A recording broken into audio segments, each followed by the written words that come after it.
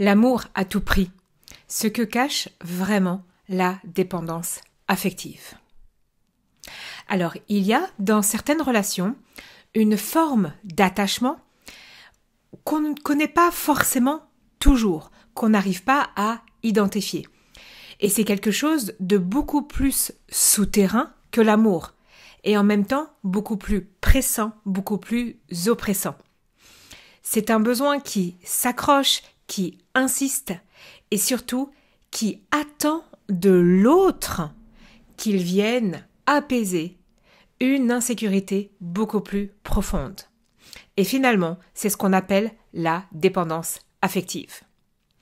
Alors derrière les gestes du quotidien, comme être en lien, demander des preuves d'amour, mal vivre l'éloignement, ressentir aussi la peur du rejet, la peur de l'abandon, il y a quelque chose qui se joue, une dynamique plus profonde, plus ancrée pour certaines personnes. Tout le monde n'est pas concerné par la dépendance affective. Et en fait, cette dépendance affective, c'est pareil, on va revenir dans le quotidien, souvent une manière d'exister à travers l'autre, de chercher à combler un vide intérieur en s'agrippant quasi à tout prix à la relation. Et cette forme de relation, vraiment entre deux personnes, elle reste quand même assez peu nommée dans notre société, peut-être assez peu conscientisée. Pourquoi ? Parce que tout simplement, on va pouvoir remarquer que derrière, on va dire « Ah tiens, il ou elle est jalouse ». On va parler de conflit, de peur, de fatigue aussi émotionnelle. Mais rarement on va aller creuser cette structure qu'est la dépendance qui va venir vraiment modeler, transformer en profondeur le lien entre deux personnes et dans la relation. Alors peut-être que vous vous reconnaissez ou que vous reconnaissez votre partenaire dans cette situation.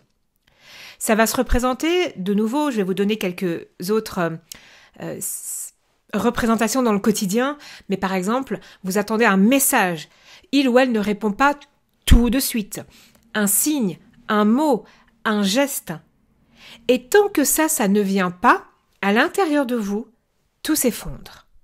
On se surprend vraiment à vérifier le téléphone toutes les 5 minutes. Et en même temps, on lui en veut aussi de ne pas penser à vous autant que vous ne pensez à l'autre. Donc là, je parle vraiment de la personne, quand je dis vous, qui ressent ça à l'intérieur de soi. Et en même temps, il y a aussi ce paradoxe, c'est qu'on a honte aussi d'en demander autant. On se sent trop intense, trop demandeur. Mais en même temps, il y a on se sent totalement incapable de faire autrement. Comme si dans ce lien, sans ce lien, dans ce lien j'existe, sans ce lien je n'existe plus vraiment. Et donc aujourd'hui, ce que je vais vous proposer, et vous avez vu qu'on commence déjà par ça, c'est de mettre des mots un peu plus clairs, un peu plus concrets, posés sur ce qu'est ce mécanisme. L'objectif, c'est vraiment de vous apporter de la clarté, de la conscience, et puis aussi une lecture un peu plus fine de ce qui se joue dans la relation. Comprendre pourquoi aussi, parfois, aimer devient une urgence, une nécessité vitale, un amour à tout prix qui peut vraiment aussi nous coûter cher. Dans la société actuelle, où on essaye de parler d'indépendance, d'épanouissement personnel, tout ça c'est valorisé, comprendre justement cette dépendance affective, pour moi, est à mon sens crucial. Puisque lorsque l'un des partenaires est excessivement dépendant de l'autre, pour son propre bien-être émotionnel, cela crée un déséquilibre qui peut conduire à des tensions, des conflit, un sentiment de malaise. Et cette dynamique déséquilibrée n'est pas seulement préjudiciable pour la personne dépendante, qui peut se sentir aussi constamment anxieuse, insécure, insatisfaite, mais ça va être aussi préjudiciable pour l'autre partenaire qui peut se sentir démuni, accablé, contrôlé, privé de liberté pour des aspects extrêmes de la dépendance affective. Et beaucoup de couples traversent des périodes conflictuelles et compliquées parfois sans réaliser que la dépendance affective peut être la racine, ou en tout cas un gros fondement de cette relation. Et souvent, les comportements et les sentiments associés à cette dépendance sont mal interprétés ou attribués à d'autres causes. La jalousie, le besoin constant de réassurance ou encore le contrôle excessif peuvent provenir de cette dépendance affective. D'un autre côté, une personne, elle peut croire aussi que son besoin intense d'attention ou sa peur de l'abandon sont simplement des manifestations d'amour profond, de passion, c'est normal, alors qu'en réalité, ils peuvent être aussi des signes de dépendance émotionnelle déséquilibrée. La dépendance affective, elle peut se camoufler derrière des comportements qui semblent, à première vue, normaux ou justifiables dans une relation amoureuse. Par exemple, vouloir passer beaucoup de temps avec son partenaire ou s'inquiéter de son bien-être, c'est naturel. Oui, ça l'est. On va pas... En fait, c'est ça qui est dans toute la complexité des relations amoureuses, toute la complexité aussi des difficultés dans la relation de couple. Il va falloir aller chercher, dénouer. Il n'existe pas qu'une seule vérité. Par rapport à ça, c'est des choses qui peuvent être normales, mais lorsque justement ce comportement devient excessif au point de sacrifier son propre bien-être ou d'empêcher l'autre de vivre librement, ça devient problématique. Et attention, on revient aussi là-dessus, comment on définit vivre librement dans une relation? Ça aussi, c'est interprété de part et d'autre de façon, bien entendu, différente, vécu de façon différente.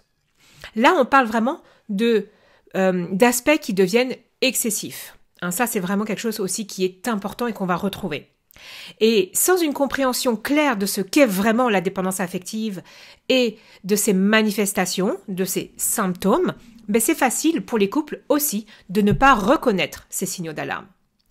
Et donc la dépendance affective, ce n'est pas seulement une intensité émotionnelle, une exagération. C'est vraiment une manière d'être au monde. C'est façonné très tôt, puisque ça vient généralement dans l'enfance. Parce que on rejoue à l'âge adulte aussi beaucoup de choses de l'enfance. À l'âge adulte, dans la sphère intime, dans la sphère vraiment du couple. Et donc du coup, cette dépendance va trop souvent retrouver des origines, ses déclencheurs et ses conséquences dans l'enfance et les conséquences dans la relation amoureuse adulte. Et même, je vais aller même un peu plus précisément, c'est pas que adulte, c'est même dans toutes les relations amoureuses. C'est-à-dire que on peut retrouver chez nos enfants, chez nos ados aussi, vraiment des signes de dépendance affective dans les premiers amours. Donc ça aussi, on arrive à le voir. Avec le recul, on peut vraiment faire un retour sur nos histoires et nos premières histoires également. Et donc, du coup, elle va avoir un impact profond sur la façon dont on va vivre la relation de couple. Et donc aujourd'hui, moi, ce que je vous propose vraiment à travers cet épisode, c'est de prendre un temps d'observation, à reconnaître les signes, à voir comment cette dynamique se passe dans votre quotidien, dans votre histoire, et peut-être à envisager une autre manière d'être en lien, d'être dans une relation dans laquelle vous pouvez être vous-même sans sacrifier votre liberté, ni votre identité, ni sans vous laisser mener par cette peur excessive au nom de l'amour. Donc, ce qu'on va différencier là maintenant, c'est la dépendance affective et ce qu'on appelle l'attachement sain. Être attaché à son partenaire, vouloir passer du temps avec, de la tendresse, de la présence, fait partie de toute relation vivante. On va être très clair là-dessus. L'être humain n'est pas fait pour vivre seul. L'être humain est fait pour être en relation. Mais dans la dépendance affective, cela devient souvent asymétrique. L'un a besoin de l'autre pour se sentir exister.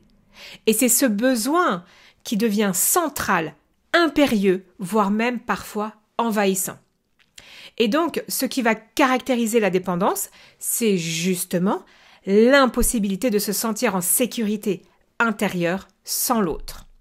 Et l'équilibre émotionnel va dépendre en majorité des réactions, de la présence, de l'humeur, voire même des validations reçues par l'autre. On ne se sent pas simplement mieux avec l'autre, on se sent quelque part même perdu, sans lui, sans elle. Et sur le plan psychologique, vraiment, cette dépendance se manifeste souvent par un fond d'anxiété, une difficulté à se sentir seul, apaisé. Et il y a souvent cette peur, vraiment latente, voire même parfois omniprésente, d'être abandonné, rejeté. Le modèle d'attachement anxieux, qui est décrit vraiment dans les recherches en psychologie du développement, notamment par Bowlby et Ainsworth, y est fortement associé.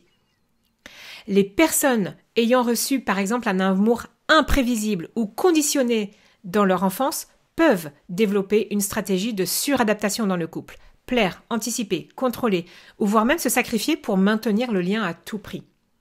Ça, j'en parlerai dans des futurs épisodes quand je vais parler vraiment d'attachement. Et la confusion va être souvent renforcée en plus par des discours culturels qui idéalisent l'amour fusionnel.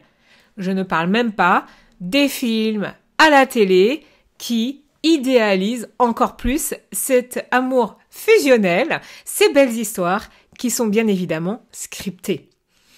On ne valorise le faire qu'un, les moitiés qui se complètent, les preuves constantes d'amour. C'est ma moitié. Je vais aussi attirer votre attention sur du vocabulaire aussi qui est parfois utilisé dans le couple. Donc c'est ma moitié. Et en ce moment, on voit beaucoup ça, alors notamment à la télé, dans certaines émissions, c'est ma vie. Appelez l'autre ma vie. Waouh! Là, attention, warning, vraiment, j'insiste là-dessus. Vous êtes d'abord votre propre vie. Vous n'êtes pas la moitié de quelqu'un d'autre. Vous êtes complet. Là, la dépendance affective, vous le voyez bien, elle enferme, elle nomme. Mais elle pousse surtout à s'oublier soi-même et en plus à minimiser ses besoins, ses limites, ses valeurs pour conserver un lien qui va devenir vital. Et donc, dans cette forme d'attachement vraiment déséquilibrée, le partenaire devient aussi la source unique de sécurité émotionnelle. Attention, on peut projeter ça aussi chez les enfants. Petit warning encore. Et c'est cette sécurité qui est mise à mal par la distance, le conflit, le silence. Et cela peut donc du coup créer, quand la personne est dans cette dépendance affective, générer vraiment des réactions démesurées, colère, désespoir, soupçon, retrait, comportement de contrôle. Et l'autre n'est plus vu comme un être libre, mais comme un régulateur émotionnel indispensable. Et c'est cette logique qu'il est vraiment essentiel d'éclairer aujourd'hui, parce qu'elle altère en profondeur la qualité de la relation, parce qu'elle empêche une vraie rencontre entre deux personnes, et parce qu'elle est souvent invisible à celui ou à celle qui la vit, parce qu'on ne la voit pas comme une difficulté à la base. Ça se vit comme une intensité, une sincérité, un amour profond. Mais c'est un amour qui épuise, qui inquiète, qui ne laisse pas de répit. Et comprendre ça, c'est pas simplement poser de nouveau une étiquette. Je cherche toujours ça, moi, à travers tout ce que je vous propose, c'est d'ouvrir une voie, celle de la conscience, pour vivre la relation de façon différente. Par exemple, vivre une relation plus libre. Mais plus libre, ça ne veut pas dire que l'autre va faire tout ce qu'il veut. C'est sans ce fond d'anxiété. C'est vivre une relation plus adulte aussi, plus solide. Chacun va pouvoir exister pleinement sans craindre que l'autre s'efface. Le lien ne repose plus sur un besoin, mais sur un choix. Et dans la réalité quotidienne, vraiment, cette dépendance affective peut prendre des formes très concrètes. Elle va se manifester, par exemple, par des attentes constantes de présence ou d'attention. La personne attend des messages fréquents, s'inquiète rapidement lorsqu'elle ne reçoit pas de réponse. Interprète, il y a beaucoup d'interprétations dans la dépendance affective, interprète le silence comme un désintérêt. Et à cela s'ajoutent souvent des demandes répétées de réassurance. Est-ce que tu m'aimes vraiment ? T'es sûr que tout va bien entre nous ? Alors ces questions, de nouveau, sont normales et sont saines de se poser régulièrement dans le couple. Là, on parle de demandes répétées constantes. Et tout ça, c'est vécu à l'intérieur comme quelque chose de très sincère et de très urgent. Mais ça peut devenir lourd à porter. Vraiment, pour celle qui le ressent et aussi pour l'autre qui les reçoit. En face, il ne faut pas oublier non plus que le partenaire n'est pas neutre. Il peut aussi se sentir progressivement enfermé dans un rôle de soutien émotionnel permanent. Et lorsqu'il est pris dans une attente implicite de réconfort, il devient aussi le garant du bien-être de l'autre. Et il ne faut pas oublier que ça aussi, ça peut être un réconfort pour cette personne. Autant cette place pourrait être pesante pour certaines personnes, mais elle peut aussi, dans certains cas, flatter quelque chose en l'autre. Le sentiment d'être indispensable, rassurant, voire même central dans la vie de l'autre. C'est aussi comme ça que s'installe ce qu'on pourrait appeler la codépendance. Et ça s'installe sans bruit, sans problème, et sans que ça soit vu également par la personne. Et donc, dans certains aspects de la relation, cette dynamique relationnelle, bien que déséquilibrée, peut en réalité convenir, au moins dans un premier temps, aux deux partenaires. Et attention, ces premiers temps peuvent durer 5 ans, 10 ans, 15 ans, 20 ans. Et ça peut durer vraiment un très grand nombre d'années. C'est pas vrai que ça ne dure que 2 ans, par exemple. Celui qui se sent nécessaire trouve une forme de valorisation personnelle dans le fait d'être sollicité en permanence. Cela peut combler un besoin d'utilité, de reconnaissance, ou parfois ça évite d'avoir à regarder ses propres fragilités. Et le fait de s'occuper de l'autre devient alors une manière de détourner l'attention de soi. Et l'on assiste à une forme d'ajustement silencieux dans lequel chacun trouve un rôle. L'un qui demande, l'autre qui répond, l'un qui a besoin, l'autre qui porte. Donc ça, cette dynamique, elle existe et c'est pour ça qu'elle ne pose pas de problème quand tout le monde est vraiment OK de manière consciente ou inconsciente. Mais à long terme, ou lorsqu'il y a un travail sur soi, ou lorsqu'il y a des profondes blessures, cette dynamique peut vraiment user, abîmer le lien. Pourquoi ? Parce que ça crée une relation asymétrique, où l'intimité réelle est entravée par les rôles rigides et les attentes implicites. Le partenaire qui est sursollicité peut finir par se sortir épuisé, envahi, et même injustement accusé de manquer d'amour. Et la personne dépendante de son côté peut ressentir une frustration croissante, celle de ne jamais se sentir rassurée pour de bon, malgré tous les efforts déployés pour maintenir le lien. Et bien évidemment, il y aura toujours un déclencheur à ce déclic, à cette prise de conscience. Et oui, par moment, le déclencheur, c'est une personne tierce. Et donc, dans certains couples, cela va créer cette instabilité permanente, des disputes qui vont éclater pour des détails, un mot oublié, un regard jugé trop froid, un rendez-vous annulé, alors qu'en réalité, ce sont des insécurités profondes qui s'expriment. L'un vit dans la peur de perdre, l'autre dans la peur d'être absorbé. Et finalement, tous les deux finissent par s'éloigner de ce qu'ils cherchaient au départ, de la connexion, du soutien, de la paix. Il arrive aussi que la personne vraiment en dépendance affective s'efface sans s'en rendre compte. Elle dit oui trop vite, accepte des choses qui ne lui conviennent pas vraiment, simplement pour ne pas faire de vagues. Elle s'oublie dans la relation, croyant que l'amour demande de tout donner. Et en face, l'autre peut se sentir étouffé, mais aussi coupable. Coupable d'en faire moins, de ne pas ressentir autant, de ne pas être à la hauteur, de ne pas répondre suffisamment à ses attentes affectives devenues centrales. Et ce décalage va créer une tension très sourde où chacun se sent seul, même à deux. Ce que cela crée, ce n'est pas seulement de la souffrance individuelle, c'est aussi cette distorsion du lien, une confusion entre amour et devoir, entre présence et obligation, entre attachement et emprise. Et c'est dans cette confusion que beaucoup de couples s'abîment, parfois sans comprendre ce qui, au fond, est en train de se jouer. Et donc, face à cette dépendance affective, certaines relations vont devenir vraiment le théâtre d'une tension constante. Mais elles peuvent aussi devenir un terrain d'exploration intérieure. Lorsqu'un couple parvient à instaurer un espace suffisamment stable, suffisamment clair, quelque chose de nouveau peut émerger. Et c'est souvent la possibilité de se regarder autrement. Un espace vraiment sécurisé, c'est pas le lieu parfait, sans heurts, sans conflit. C'est dans un environnement dans lequel chacun se sent suffisamment en confiance pour exprimer ce qu'il vit, même dans la vulnérabilité. C'est un cadre relationnel où il est possible de se dire sans craindre d'être rejeté, d'être abandonné, de poser des mots sans redouter que cela devienne une attaque. Mais dans cet espace, la dépendance affective ne disparaît pas d'un coup, mais elle peut être nommée, elle peut être reconnue, elle peut être vue. Et ça, déjà, ça peut suffire à changer la dynamique. Dans certains couples, il devient plutôt possible de dire « Quand tu es distant, je me sens abandonné, mais je comprends que ce n'est pas ton intention. » Ou alors « Je sens que tu attends quelque chose de moi, mais je ne peux pas toujours te le donner. Mais je suis là et je veux qu'on avance ensemble. » Et ça, c'est ces échanges, lorsqu'ils ont lieu dans un climat de sécurité, du coup, n'alimentent ni la culpabilité ni la fuite. Et c'est dans cet espace que la dépendance affective peut vraiment s'apaiser. Un couple qui est traversé par la dépendance affective, qui parvient à ouvrir un tel espace d'échange, change de niveau de relation.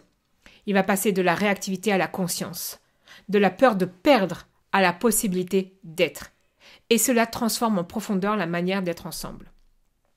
Lorsqu'une relation, à nouveau, est sous la coupe de cette dépendance affective, ce n'est pas seulement, même j'ai envie de dire, une souffrance individuelle qui va s'exprimer. C'est toute la dynamique du couple qui est affectée. Car une relation où l'on attend de l'autre qu'il vienne combler un manque essentiel, celui d'exister, d'être rassuré, d'être reconnu, va devenir peu à peu un terrain de déséquilibre permanent. Dans les couples, on observe souvent une alternance entre surinvestissement affectif et repli défensif. Et celui qui est dans la dépendance demande, exige sa tâche, et l'autre parfois recule, sature, se ferme. Non pas par manque d'amour, mais parce qu'il sent qu'il devient le garant du bien-être de l'autre, et parfois même au détriment du sien. Et donc, comme je le disais, c'est cette asymétrie qui peut générer des conflits répétés, mais surtout une fatigue émotionnelle profonde. L'un se sent rejeté à chaque distance, l'autre étouffe à chaque rapprochement. Et dans cet espace relationnel, l'intimité réelle s'efface. Car être en lien ne signifie pas se confondre. Les attentes deviennent floues, les reproches se répètent, les frustrations s'accumulent. Chacun projette sur l'autre des besoins non reconnus, des blessures anciennes, des peurs jamais vraiment formulées. Et au cœur de tout ça, ce qui est souvent méconnu, c'est que ce n'est pas l'amour qui dysfonctionne, mais la manière dont chacun a appris à aimer. Dans certains cas, cette dynamique s'installe durablement, jusqu'à créer une forme d'épuisement affectif. La lassitude qu'on n'ose pas dire, une désillusion, où on continue à être ensemble sans être vraiment en lien, où l'un donne trop et l'autre ne sait plus comment recevoir. Et pourtant, malgré la complexité, un point émerge, le désir sincère d'être aimé et d'aimer. Et c'est ça qui est le plus important. C'est là où le chemin peut commencer. Non pas en cherchant à aimer l'autre autrement, mais en comprenant comment on s'est construit dans la relation et dans sa manière d'aimer. Et donc parler de dépendance affective, c'est oser regarder une facette sensible de nos relations. C'est reconnaître aussi que parfois, ce qu'on appelle amour est chargé d'attentes silencieuses. Et c'est vraiment important d'aller voir les peurs, les mécanismes. Et ces mécanismes ne renforcent pas toujours le lien, ils peuvent le fragiliser.